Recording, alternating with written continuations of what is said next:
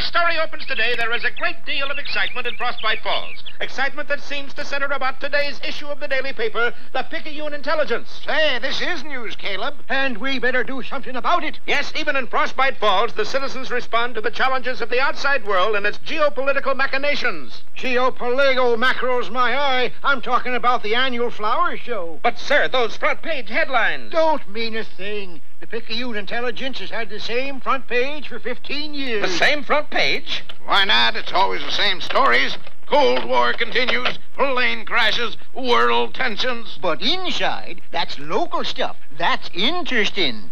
Frostbite Falls dog chases Frostbite Falls cat over Frostbite Falls fence. Frostbite Falls boy meets Frostbite Falls girl. Just fraught with interest, ain't it? But for real heart-tugging suspense, look at this.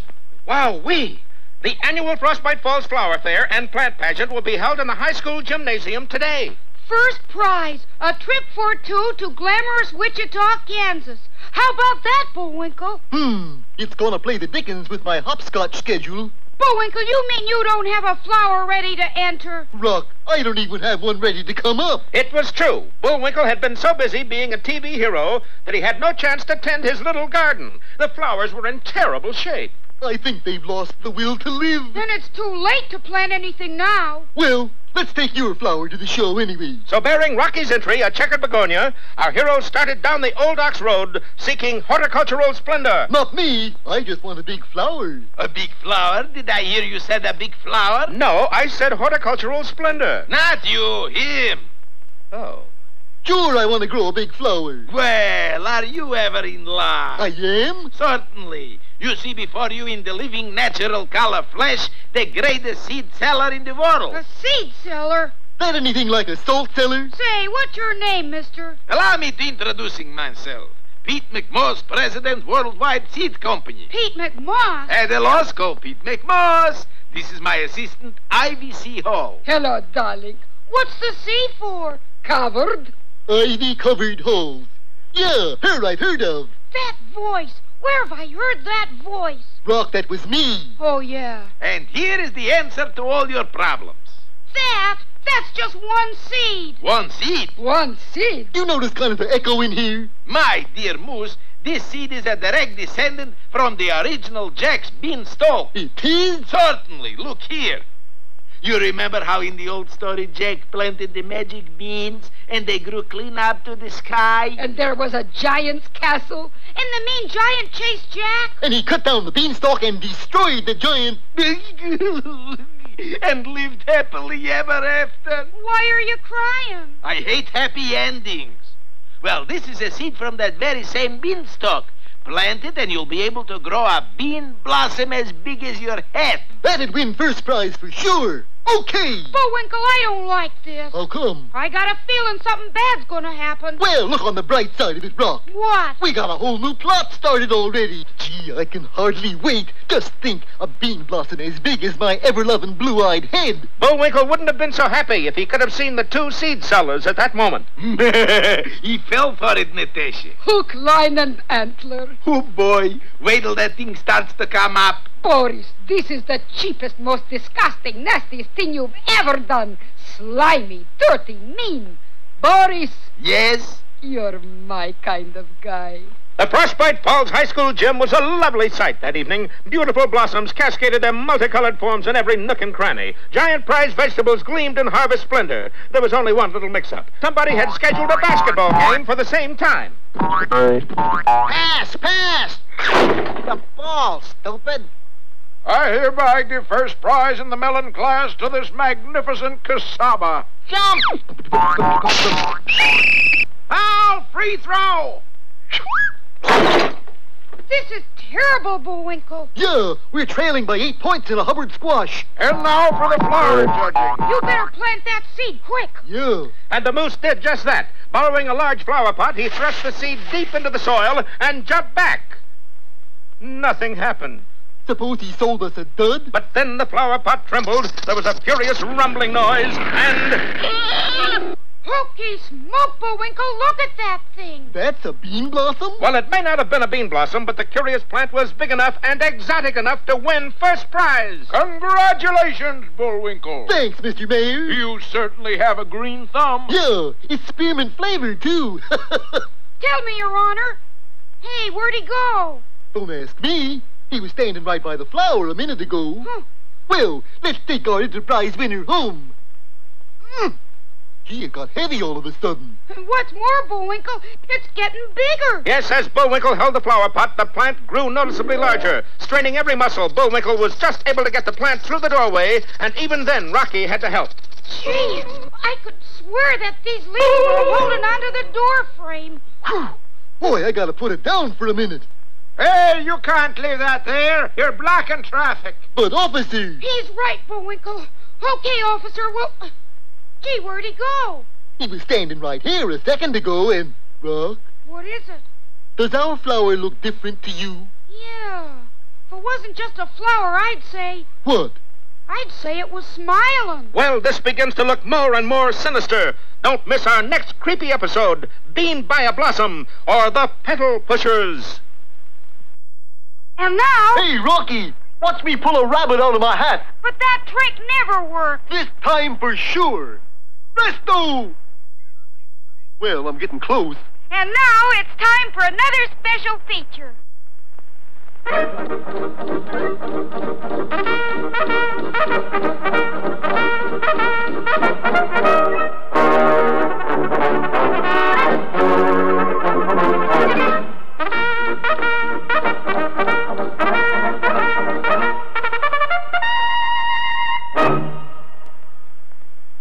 Dawn, the time of day when Pearl White got up and ate her cereal. But here in Canada, at the turn of the century, the mounted policeman had many things to do before he could eat breakfast. One of the things was to answer morning roll call. All right, men, answer to your name. Do-Right. Here. Dudley Do-Right. Here. Constable Dudley Do-Right. He's here too, sir. Good. Men, we have a serious shortage of mounted. Seeing as how Dudley was the only Mountie, Inspector Fenwick's statement could be construed as accurate. I want one of you to go out and bring in some recruits. Any volunteers? Why don't I take a stab at it, sir? You do that, Do-Right. Tomorrow morning I hope to see a whole flock of Mounties standing here. On the following day at sunrise, Do-Right. Here. Fenwick. Here? Fenwick. You and I have the same last name. What's your first name? Nell, Well, what do you know? That's my daughter's name. I am your daughter. I gave her a nickel for joining up, sir. Do-Right, I ordered you to recruit Mounties. He's a Mountie. He's my daughter. Now, you hightail it out of here and get some recruits and don't come back until you do. You even look like my daughter. Dudley saddled up his horse and left the post post-haste. If only he had glanced to one side, he would have noticed a rotten tree with something even more rotten behind it. Yes, Snidely Whiplash, public enemy number one, had heard everything. So they're short on Mounties, eh? Well, I'll fill the ranks, so my name isn't Larry Sabu. I beg your pardon, Mr. Sabu, but in this picture you're playing Snidely Whiplash. You play Snidely Whiplash. I played him yesterday, and he beat me 6-love. This foreboding establishment was once owned by Colin Clyde. It was in the underground laboratory that Whiplash hoped to carry out his mad designs. Is everything ready, Tor? Yes, master. You didn't forget the Tana leaves? No, master. You're a good whatever you are, Tor. Whiplash pulled a switch, and 1 million volts of carboelectric hydroactivity coursed through a sheet-wrapped figure. Master. Not now, Tor. The marshmallows come later. Stand back whilst I remove the sheet. Eureka! I've created a finster. Monster. His name is Finster, and the Mountie's name will soon be Mud. Good morning, men. Roll call time. Do-Right. Here. Fenwick. Here. We should stop wearing lipstick, Fenwick. Oh, and here's the new man, Finster. Are you here, Finster? Where did you find him, Do-Right? He was holding up a train, sir. With a gun? With his hands. Nell's got powder on, too, sir. Never mind that. Finster, go break up some firewood. Within an hour, the entire post had been reduced to splinters. Henrietta's chickens, you've demolished the camp. Inspector, Indians are attacking! That should be singular, not plural, for it was just one Indian, Chief Running Sores, one of Snidely Whiplash's many nom-de-plumes. Finster's on the inside, I'm on the outside, and the Mounties are in the middle. Rally round the flag, boys. We'll beat 'em yet. Where's Fenwick, Do-Right? He's taking off his makeup. Finster, don't just stand there. Throw something. Finster threw something, Inspector Fenwick. Then Dudley. The post was taken over by Whiplash and his monster. Fie on you, Whiplash. You've got my post and my daughter, and I want my post back. I'll make you a package deal. Fight Finster in hand-to-hand combat, and it's yours. You can do it, Inspector. What do you mean I can do it? I outrank you. You do it. I'd rather play Mahjong. Suddenly, Dudley's horse, bound hand and foot, gave vent to a heart-rending cry.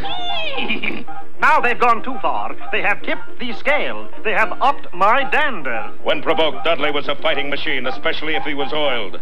Walking Mountie style, he approached the mammoth Finster and... There are those who say the titanic struggle lasted 2 weeks. Whatever it was, by the time the smoke cleared, only one figure stood triumphant. Finster. I'm discharging you from the service, Fenwick. Go home. Fenwick left. The next morning... Do-Right. Here. Dudley Do-Right. Here. Constable Dudley Do-Right. Here. How about Constable Dudley Do-Right of the Canadian Royal Mounted? We're all here.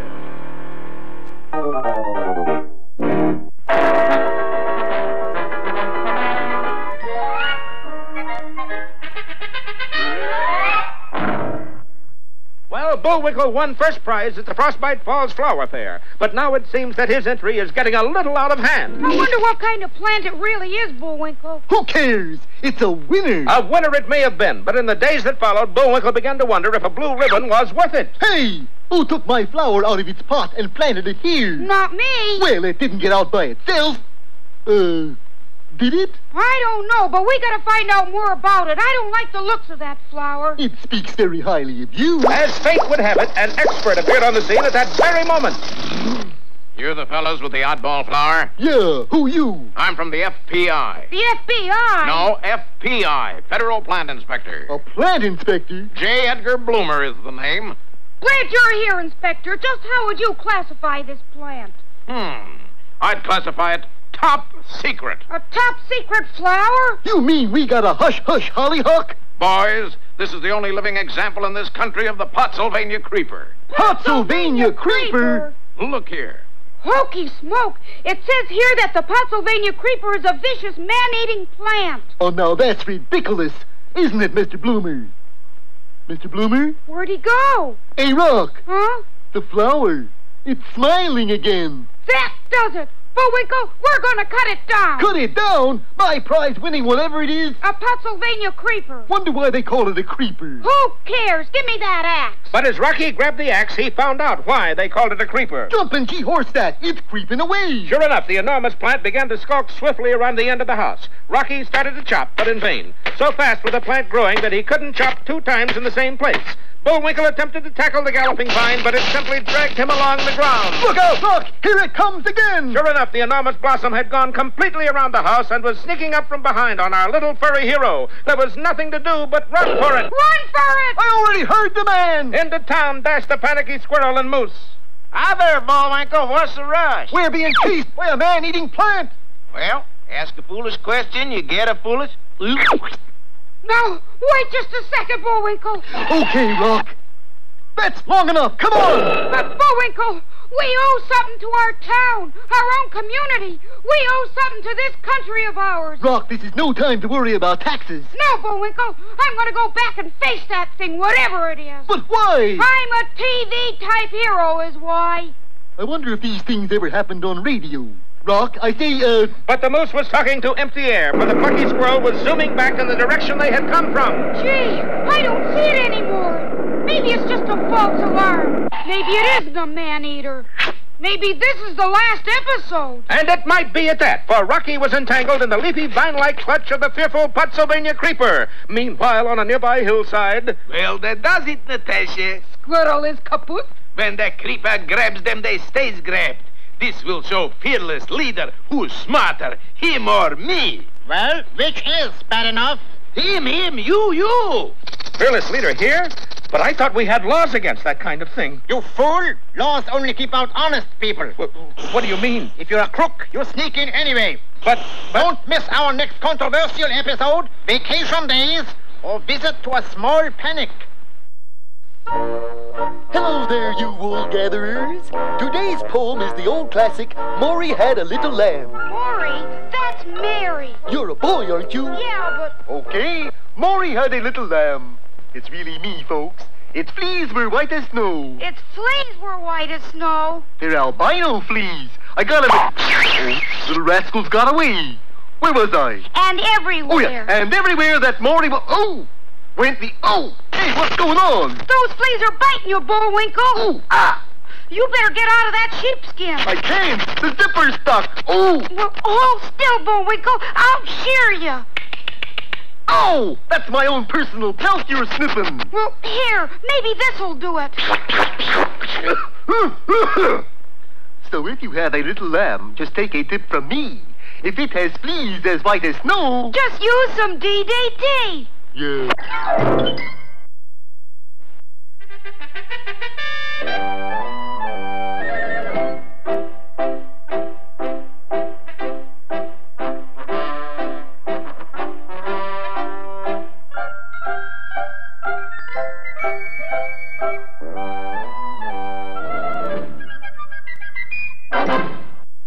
Meshy Falfoof out there. Peabody here. Meshy Falfoof, Mr. Peabody? That's Arabic for hello, Sherman. For our destination today is the Arabian Desert, the time 1917, and the man we're going to meet, the legendary Lawrence of Arabia. We set the Wayback Controls and were immediately teleported back through time and space. All of a sudden, there we were, inside British Secret Service headquarters at Cairo. Gentlemen, I have two reasons for believing that Turkey is going to declare war on us. One, they've cut off our supply of Thanksgiving turkeys. Oh, that's terrible. Bad show. And two, they've sent a nasty letter to Parliament. Oh, that's terrible, you say. They wouldn't do this. Now, we must send someone to steal the Turkish plans. Do I have any volunteers? For some strange reason, the room emptied. Dash it all, every time I ask for volunteers, they chicken out. I wish they'd turkey out this time. Begging the Colonel's pardon, but you have a clerk in the outside office who can do the job. His name is Lawrence. The Colonel promptly called him in. So, you think you can work undercover for us, eh, Lawrence? I should jolly well like to try, sir. Capital. By the way, what do you intend wearing as a disguise? Instead of answering, Lawrence dashed from the room and quickly returned clad in a Santa Claus suit. I thought I'd wear this Arab costume, sir. Perhaps we better send someone else. Mr. Peabody and I'll go with him. Are you any good at Secret Service work, Peabody? Colonel, I invented Secret Service. Convinced the matter was in capable paws, the Colonel bid farewell. That night, Sherman and I bought Arab outfits and went to Lawrence's hotel room. I hope he's ready to go. I hope he's wearing the proper disguise. But instead of being dressed like an Arab, he was dressed like a pilgrim. How do you like it? It's stunning, stunningly wrong. Grabbing a sheet from the bed and some mattress stuffing, we soon had him properly disguised. The next thing we did was to join a caravan heading into the desert. Is the Turkish army out there, Mr. Peabody? Indeed it is, and I must caution you both, don't do anything that would give us away. This caravan is undoubtedly crawling with spies. Oh, you can count on me. I was hoping I could, but the following morning when we paused at an oasis... Tea time, chaps. Anyone for crumpets? That was all it took. Before we knew it, we were bound hand and foot. Did I say something wrong? You are all English spies. I, the Sultan, have ways of dealing with English spies. We were tied to stakes under the broiling desert sun, and to show you how devilish that Sultan was, he put bottles of suntan lotion just out of arm's reach. How will we ever get out of this, Mr. Peabody? How, Sherman? It's simple. You always have a candy bar in your pocket, don't you? Yes. Good. Reach in, grab it, and wipe the chocolate off on my ropes. And that's the boy. Now, if I know my camels... Sure enough, the odor of chocolate attracted the nearest beast, and in no time at all, he was dining on the ropes.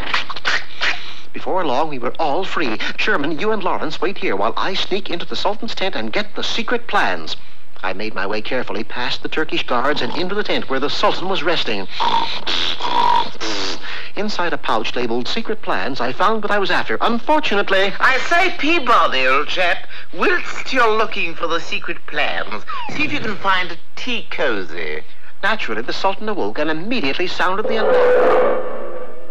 Quick, Lawrence, this way. We ducked out a rear exit while the guards began a frantic search. I'll go get Sherman. You saddle up a camel. You can count on me.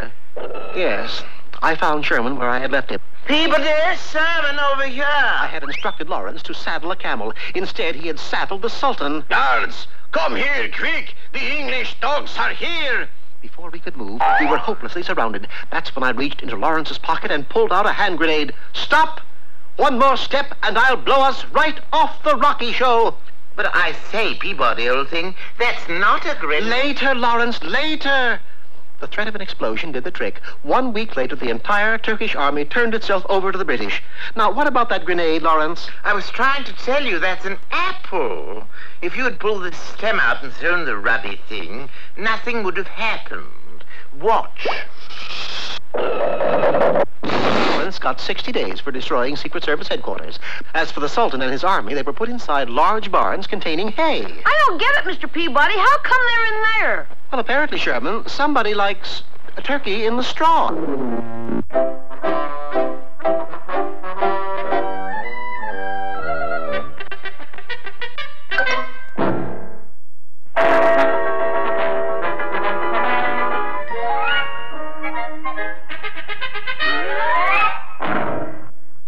Well, in the saga of the Pottsylvania Creeper, things went from bad to worse when fearless leader himself appeared on the scene. Hello, fans. And they went from worse to just awful when the Creeper seized our friend Rocky. Help! Help!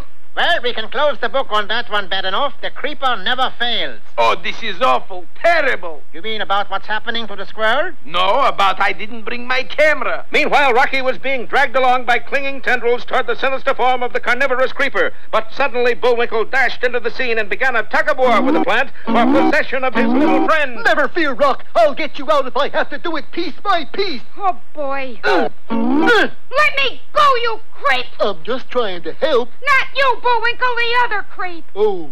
Boris will must win. Silly girl. When the Creeper grabs them, they don't get away until it lets go by itself. And at that moment, Bullwinkle, like any red-blooded American hero, dashed home and dived under the bed. You hear, fearless leader? Moose is chicken.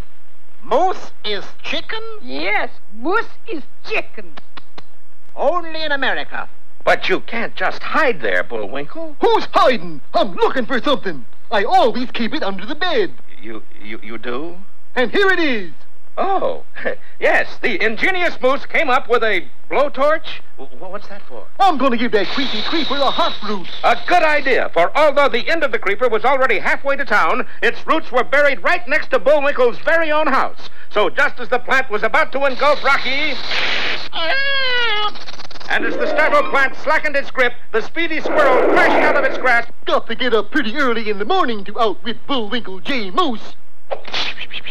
Boy, that thing must get up at sunrise. Well, our heroes were safe, but the town of Frostbite Falls wasn't. For the Pottsylvania Creeper grew and grew, covering the little village like a blight. And it did no good to try to fight it either. What's the matter with you fellers? Haven't you ever had trouble with weeds before? What you gonna do, Eve? I'm going to give this thing a shot in the head with some triple-strength weed killers. What? Attaboy! Attaboy! Go do it, Eve!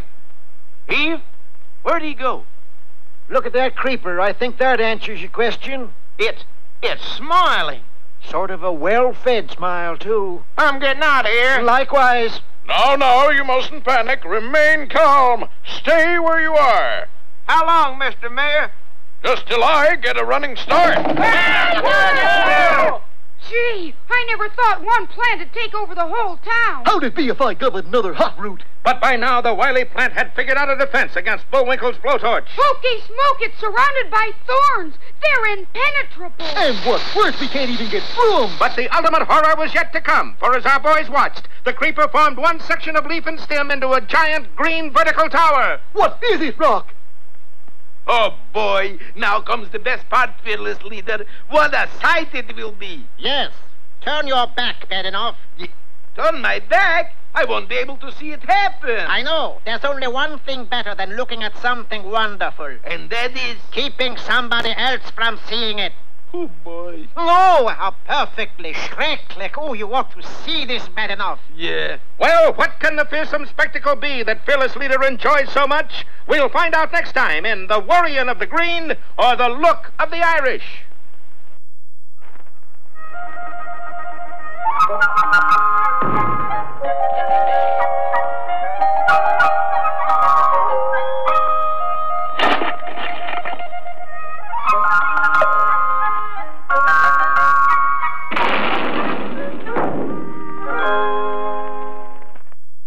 Once upon a time, which is always a nice way to start a fairy tale, there was a great white castle in which lived a powerful duke who was a very proud man.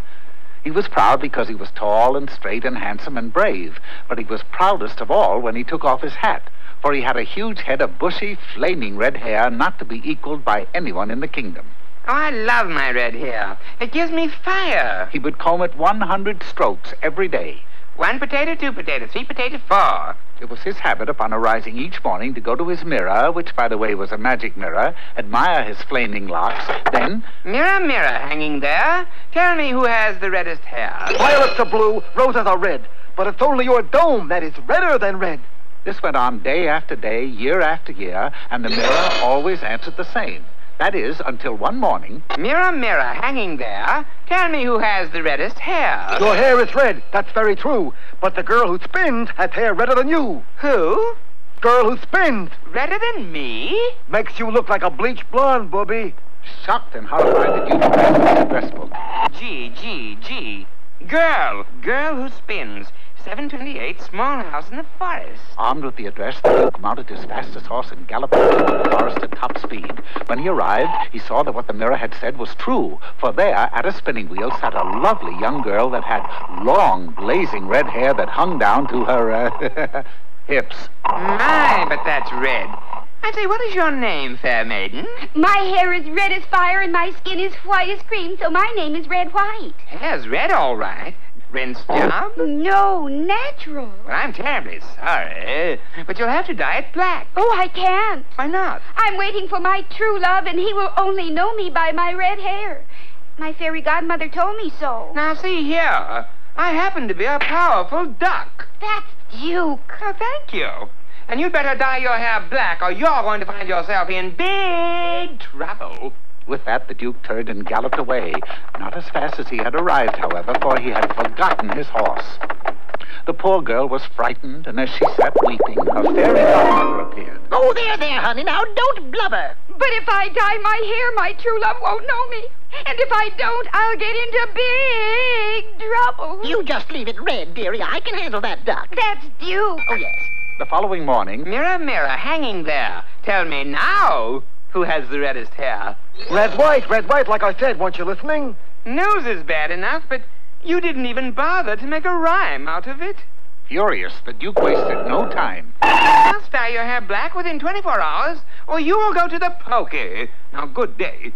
Godmother! Oh, here I am, honey. Don't come unglued. Take these nettles that grow beside the road and put them in your spinning wheel. Every day you spin nettles, that Duke will lose 32 hairs. Doing as she was told, Red White took the nettles and set herself to spinning. The very next day, the Duke was combing his hair the usual 100 strokes when... 1 potato, 2 potato, 3 potatoes, 4, 5 potatoes, 6 potatoes... Hey, what's this? My comb, it's full of hair. Mirror, mirror, look at this. My beautiful red hair is coming out. I can see that, Bobby, and you're not rhyming either. I know. There's no time for that. Tell me what's happening. Well, you understand, it's like kind of a hex. You know, a fairy tale whammy. Every day that Red White spins nettles, you lose 32 hairs. The fiend! She's got to be stopped. Taking a stout rope, the Duke sped to Red White and bound her securely. There! Oh, I'd like to see you spin nettles with your hands tied, buddy. But she did. For being a clever girl, Red White managed quite well to spin more nettles with her feet. 29, 30, 31, 32. Oh, she's at it again. Mirror, speak to me. What am I going to do? I'm rather sorry that you called, for by tomorrow you shall be bald. Excellent. You're rhyming again. I know. Makes it more like a fairy tale. And just as the mirror had said, by the following day, every last red hair on the Duke's head was gone. You can stop spinning now, kid. You win. And I might add, I'm very unhappy about the whole thing. Well, I'm unhappy, too. Even though I've kept my red hair, my true love has not come for me. Gee, that's tough. Well, so long. Wait! It seems as though I've made a slight mistake. The duck here... That's Duke. Yes, the Duke here. He's your true love. Me? Him? Darling. Sweetie! It's too bad I didn't figure that out till he lost his hair, but that's the way the cookie crumbles sometimes. And so, as you knew they would. They lived happily ever after. Hey, Bobby, what rhymes with after?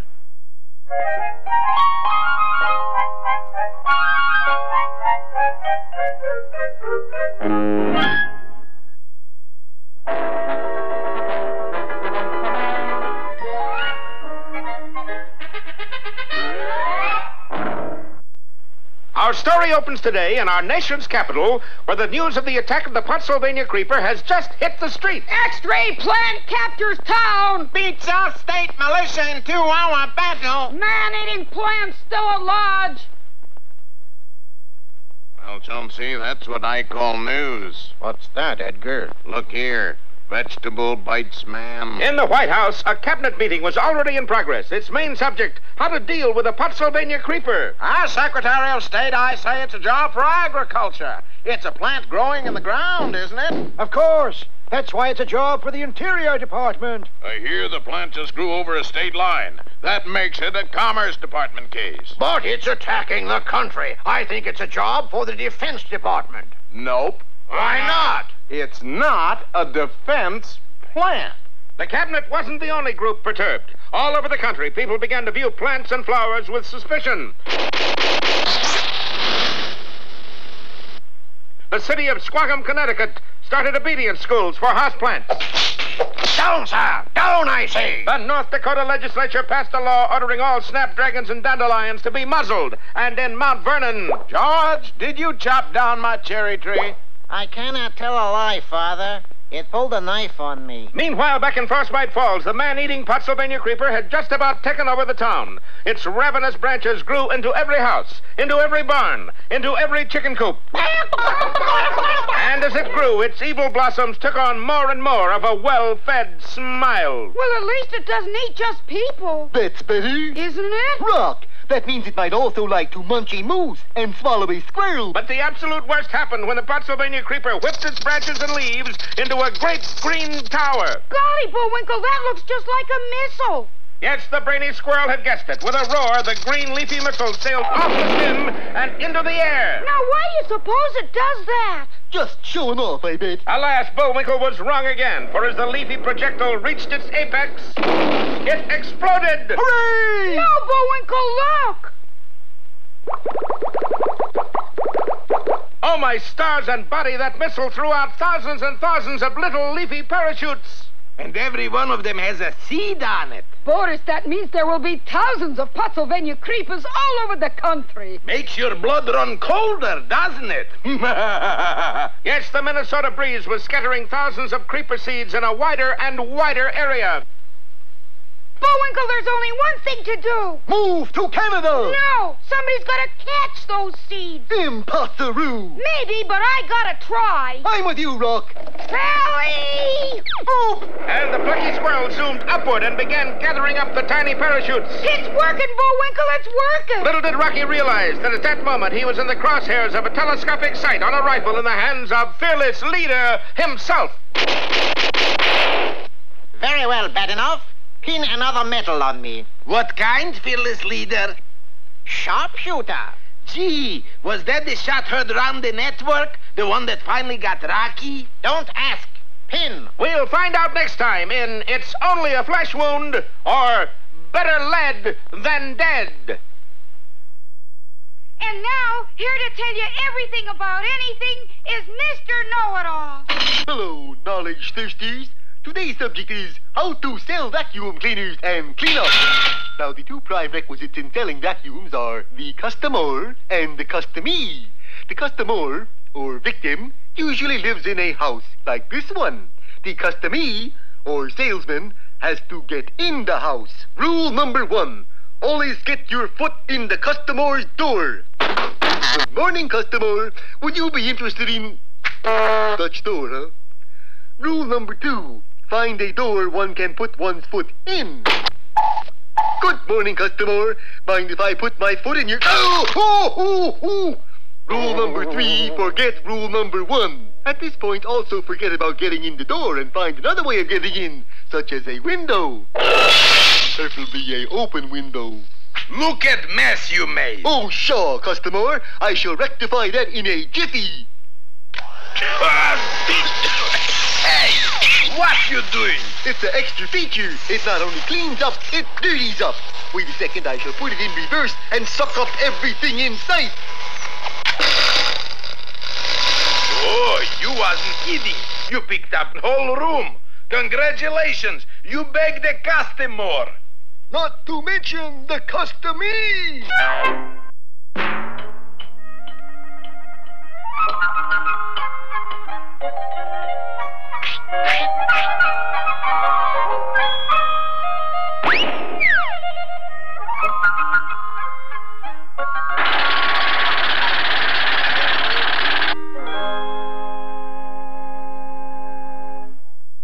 Well, Junior, looks like Christmas came a little early this year. Oh, I didn't get this stuff from Santa Claus, Pop.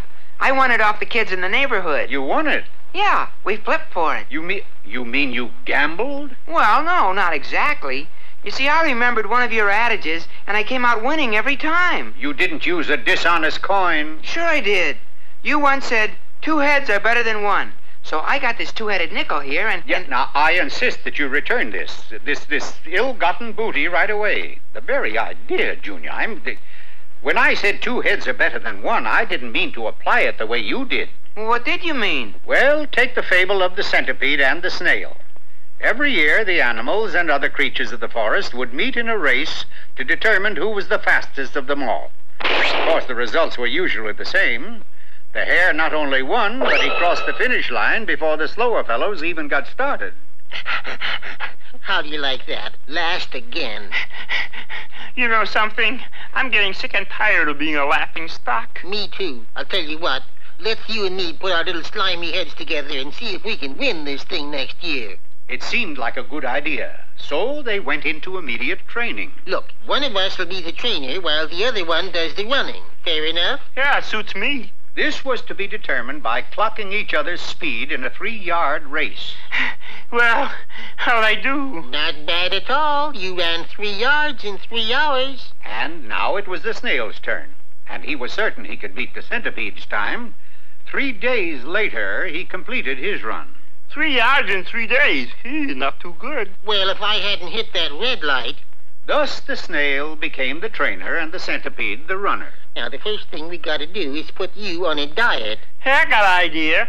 Why do not I eat the same food rabbits eat? If it makes them fast, it'll make me fast. Okay, go eat some carrots.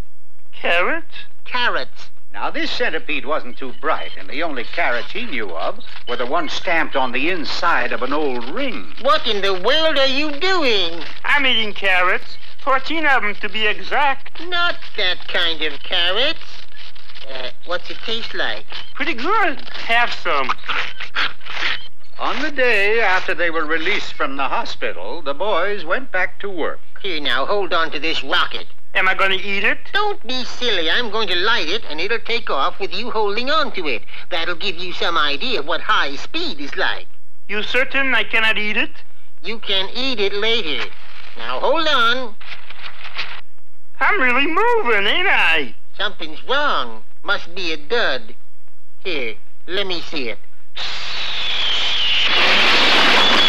Gee, that's some rocket. Yeah, let's eat it. The day after they got out of the hospital, they quietly entered a farmer's watermelon patch. Now, we just got to make you run fast. Look, if you were to grab a melon and the farmer aimed his shotgun at you, would you be scared? Of the melon? Of the farmer. You darn right I would. And what would you do? I'd eat the melon. No, you simpleton, you'd run. That's what I'd do. I'd run. Yes, right, and you'd probably run faster than you've ever run before. Okay, grab a melon. Okay. Uh-oh. Shoelace is untied. Here, hold this. Hey, you don't look too good. Don't feel too good. What are you doing up here? We're gonna try the high-speed bit again. You jump off this cliff, right? Right. That will give you the illusion of high speed. Okay, jump. How'd you jump?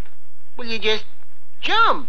I do not know how to jump. Look, you place both feet, all your feet firmly on the ground like this, and then you crouch like this, and then you just jump. Like how? Like this. Oh, now I get it. The day of the race finally dawned, and the centipede took his place alongside of the hare.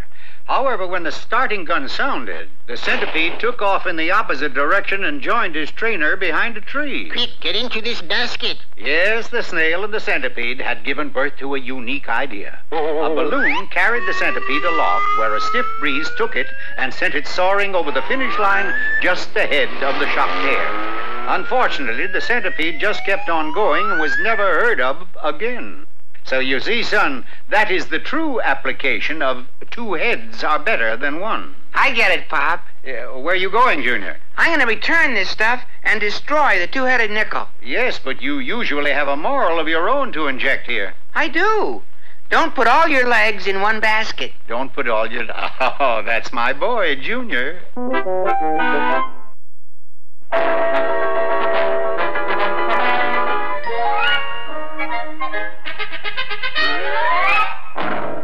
What started out as just another flower fair in Frostbite Falls has wound up as a national calamity. For Bullwinkle's entry turned out to be a man-eating plant called a Pottsylvania Creeper, which proceeded to take over the whole town. Worse, that plant released thousands of little seed-bearing parachutes, and when Rocky tried to recapture the seeds, he became a moving target for Phyllis Leader. Stunned by a near miss, Rocky plummeted downward, but at the very last instant... Wow, that was close. What took you so long, Bullwinkle? Had to run home and get my catcher's mitt. Oh, boy. Of course, by this time, the creeper seeds were flung far and wide, and soon man-eating plants were growing everywhere in the United States. In swamps, in deserts, in solid rock, even in city streets. Immediately, the nation took action. Get me the White House. Get me the Air Force. Get me better homes and gardens. But alas, nobody seemed to know how to attack the creeper. They tried weed killers. They tried flamethrowers. They tried bombs. Nothing worked. Within a few months, even the Empire State Building was nothing but an enormous platter. Gentlemen, we'll just have to give up and abandon the country. Well, how do you like those subversive apples, Chief? Superb, bad enough, a triumph. And for your reward... Yes, yes? I am taking you both back with me. Back? To Pottsylvania? Yes. Oh, boy. Couldn't we have a 5-year vacation in the salt mines instead? Come along. And Phyllis Leader led Boris and Natasha to a handy nearby submarine. I always like to take the 922 sub. It gets you to Pottsylvania in time for the morning executions. Meanwhile, back in Frostbite Falls... It's no use, Rock. We've tried everything but kissing that thing goodnight. That's it, Bullwinkle. What's it? We've tried everything but being nice to the creeper. Being nice to a man-eating plant? What have we got to lose? Us. Nevertheless, at Rocky's suggestion, people did start trying to be nice to the Pottsylvania Creepers. They watered them, they fed them vitamin pills, they tucked them in at night, they gave them birthday parties. Happy birthday, dear Potsy! And the plan worked. The creepers survived well under the worst of conditions, but they didn't know what to make of kind treatment. They began to wilt. Oh, Doctor, I'm so worried it hasn't eaten anybody for days. Mrs. Johnson, you've got a sick plant here. I'd suggest 2 weeks at some nice summer camp. And in the office of a prominent psychiatrist... Now tell me, when did you start having these feelings of persecution? And when the head shrinkers begin to move in, it's the beginning of the end, Rock. True. Pottsylvania Creepers all over the nation had nervous breakdowns, gave up, and simply shriveled on the vine. Do-gooding had doed good. Soon all that remained of the dreadful invasion of the Pottsylvania Creeper was one lonesome little seed, blowing out over the ocean, where, as fate would have it, it was sucked into the air intake of a mysterious submarine. When the sub came up in Pottsylvania and the hatch was opened, the only thing that emerged was a huge blossom. And look, Dimitri, it's smiling. Meanwhile, in Frostbite Falls... Gee, Bullwinkle, where'd you get all those books on plants and flowers and trees? I thought you'd never ask. I got them. Oh, don't say it. And so we come to the end of another episode of Rocky and Bullwinkle. The Branch Library. Oh, dear.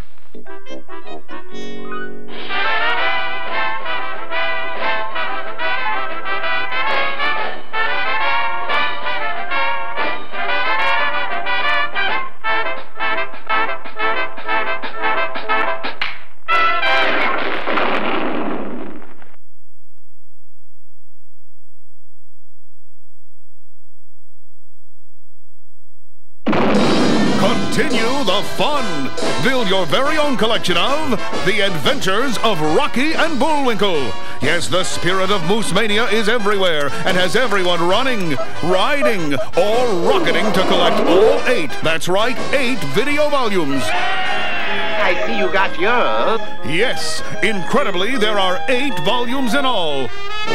Oh, boy, have you forgotten the plot again? In a word, you said it. That's 3 words. I'm a heavy tipper. More of Rocky and Bullwinkle's hilarious gang of outrageous comic characters. More of that misguided Dudley Do-Right of the Mounties. More of that dastardly duo Boris and Natasha. And still more of those slightly askew, fractured fairy tales. Yes, for those who grew up watching them, for those who never outgrew them, Yes, yes. and for those who are growing to love them, what more could you possibly ask for than Mona Moose, Birth of Bullwinkle, Vincent Van Moose, Blue Moose, Legrand Moose, Canadian Gothic, Whistler's Moose, and Norman Moosewell. The Adventures of Rocky and Bullwinkle. Once you collect one, you'll just have to collect them all.